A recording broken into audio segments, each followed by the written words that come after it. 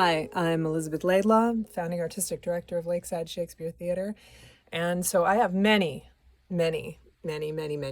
wonderful memories, but probably my favorite to tell because it speaks both to the nature of our productions and the nature of our wonderful audiences is the famous or infamous, famous Macbeth of 2011, and specifically the night of the rain Macbeth. There's a select few audience members who remember that night.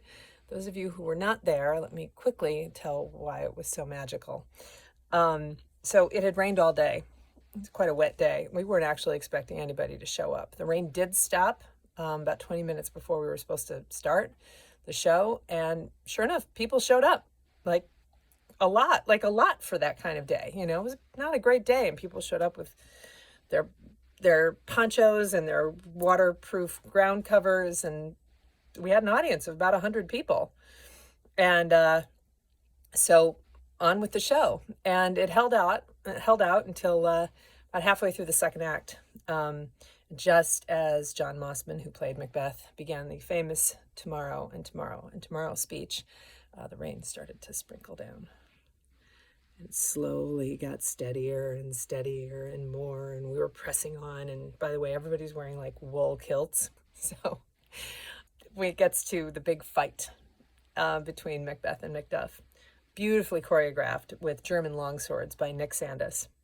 John Mossman and Jeff Christian, who played Macduff, were getting ready to start that fight. I was up in the woods with the witches, and I'm looking down on this thinking, I can't let them do this. It's way too dangerous. Look at all that rain. It's pouring.